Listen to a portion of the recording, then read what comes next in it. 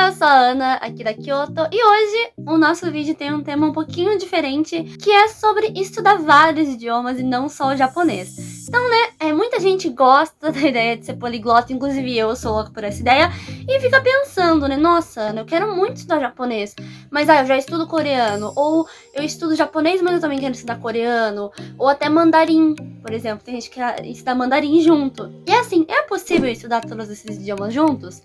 É muito mais do que possível, tá? É bem fácil, na verdade, eu venho aqui falar um pouquinho sobre isso. A gente comentou sobre a questão do cronograma de estudos, né? De deixar, por exemplo, horas por dia pra estudar.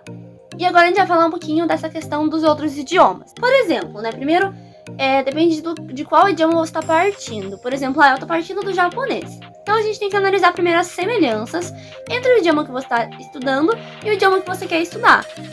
Eu estudo japonês e eu quero estudar coreano.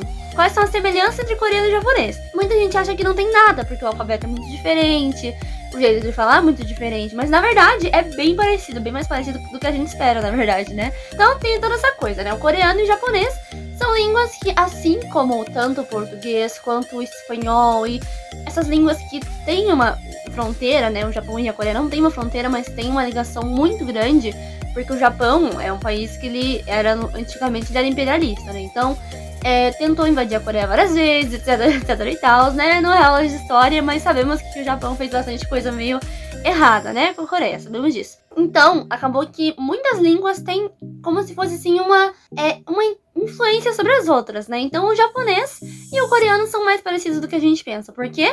Vamos falar sobre isso agora. Então, né, primeiro a gente parte da questão de gramática. Então, a gente sabe que tanto em cada idioma tem uma ordem, né, na frase. Então, por exemplo, no japonês, o verbo sempre fica no final. Essa é a primeira regra do japonês, é que o verbo sempre fica no final. O coreano é igual. E também a gramática no japonês, no coreano, é idêntica. O que muda, obviamente, né, é o jeito de falar. Por exemplo, a gente tem as partículas, né, no japonês, para ajudar a indicar o que tá acontecendo na frase.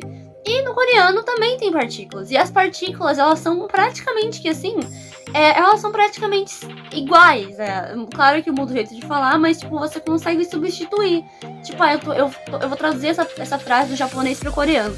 Você consegue traduzir palavra por palavra sem ter que mudar a ordem na maioria das vezes. Então, assim, eu acho que é uma facilidade, que é uma coisa que ajuda muito, né? Além disso, eu vou fazer um videozinho comparando o japonês com o coreano, mas tem toda essa questão que tem muitas palavras que são iguais, que são idênticas. Então, por exemplo, assim, kaban. Kaban significa bolsa em japonês e bolsa em coreano. Então, assim, é uma coisa que é idêntica, né? É uma palavra que é idêntica. E tem outras também, eu não vou conseguir lembrar de todas agora, mas, por exemplo, yori, que é cozinhar em coreano, é ryori em japonês. Então são muito, muito parecidas, tá? Então ficamos nessa, que coreano e japonês são muito parecidos, é muito fácil de estudar. Agora vem o mandarim, né? Vem o chinês, mandarim, etc, como vocês quiserem chamar, né? Tem uma questão meio complicada de como chamar, porque o mandarim é como se fosse... Ele assim, em japonês a gente tem a Kyojungo, né? Em coreano a gente tem também a língua padrão, que eu não lembro como é que é. E em chinês a gente tem o mandarim, que é considerado a língua padrão, né? Porque a China tem vários dialetos, mas enfim, não é uma aula sobre isso. Então, aí vem a parte do chinês, né? Qual que é a facilidade? Por que é parecido? Quais são as semelhanças? Então, é óbvio, né? Já vai de cara que é o kanji. Kanji que em coreano também tem, mas isso é outra história, é outra conversa que não é pra mim, porque eu não sou professor de coreano. Mas então tem os kanjis, né? Então essa questão dos kanjis, muitos são iguais, muitos são diferentes, né? No chinês tem muito mais kanjis que em japonês. Tem muitos kanjis que existem em chinês, não existem em japonês. Isso acontece. Então assim, óbvio que não vai ser tudo igual, porque não é, porque são línguas diferentes. Agora, a única dificuldade que eu acho, pelo menos foi difícil pra mim, né, nessa questão do mandarim, né, é que a ordem da frase é totalmente diferente do coreano e do japonês. A ordem da frase do chinês, ela se assemelha muito ao inglês.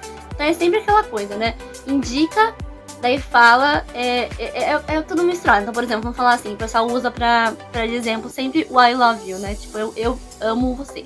Se for falar em português, eu amo você. Então, daí eles falam, né, que em mandarim é literalmente só substituir por mandarim as coisas que estão escritas. Então, pra mim, me confunde muito, porque na minha cabeça, as línguas asiáticas seguem a ordem do japonês, porque eu aprendi japonês primeiro. E daí, quando eu vejo o mandarim, eu fico tipo, opa, mas a ordem tá errada, né? E não tá errado, eu que não tô acostumada com ela mesmo. Então, assim, essa é a única diferença grandona que eu acho que dá uma dificultada. E a pronúncia, óbvio, que é totalmente diferente. A pronúncia do mandarim é a mais difícil que eu vi até agora, tipo, de todas as línguas que eu dei uma olhadinha. Que eu não comecei a aprender ainda, mas vou aprender algum dia. Então, é o que eu mais acho, assim, difícil. É impossível aprender os três juntos? Não. E aí outra coisa, né? Ai, Ana, mas e se eu misturar? Não vai misturar. E essa é uma vantagem muito grande que eu vejo de aprender esses idiomas, né? Que é muito difícil misturar. Porque, por exemplo, eu tô estudando francês, italiano e espanhol, por exemplo. Francês, italiano e espanhol tem muitas semelhanças. Eu acho difícil. Eu me confundo muito.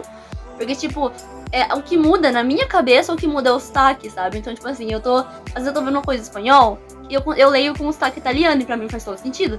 Porque são coisas muito parecidas, né? Então, eu acho que dá uma embrulhada na cabeça, acho que dá uma confundida. E em coreano não tem esse problema, porque, né, coreano é totalmente diferente de japonês, totalmente diferente de mandarim. Então, eu acho que tem mais essa pontinho positivo. Agora, como é que a gente faz isso? A gente tem que... como é que a gente organiza isso dentro do nosso programa de estudos, né? Muito cuidado com isso, né? A gente falou antes que pelo menos 5 minutos de estudo. Claro, se você vai estudar mais de uma língua, né? Vai ser difícil estudar todo dia todas as línguas. Então, se você quiser fazer, nesse dia eu vou estudar duas, nesse dia eu vou estudar duas, nesse dia eu vou estudar duas. Pode fazer, porque se sobrecarregar não é bom. Porque se você se sobrecarrega, você desanima. Então tem que tomar muito cuidado, né? Então, assim, tem que ver, você realmente quer aprender esses idiomas? Por que você quer aprender tantos idiomas ao mesmo tempo? Você quer ser poliglota ou você só quer saber? Se você só quer saber, você não precisa correr pra aprender. Se você quer ser poliglota, tipo, ano que vem, daí você corre. Mas é aquela coisa, né? Tem gente que gosta de estudar que nem doido, tem gente que não gosta. Mas só pra trazer aqui pra falar que não é impossível estudar esses três juntos. Muita gente tem essa ideia de, meu Deus do céu, não dá pra estudar os três juntos. Dá sim, não é impossível. Eu conheço muita gente que faz isso. E eu, inclusive, comecei a estudar agora coreano e vou começar a estudar mandarim algum dia. Não, algum dia, não agora, nesse momento que eu não posso. Mas algum dia eu vou aprender sim. E se eu consigo, vocês também conseguem, né? Então, o vídeo de hoje é só pra dar uma animada, pra falar que sim, é possível. E eu vou trazer um vídeo com umas semelhanças entre coreano e japonês, né? Depois, mas então por hoje ficamos aqui. Até mais, gente! Bye, bye! Sayonara!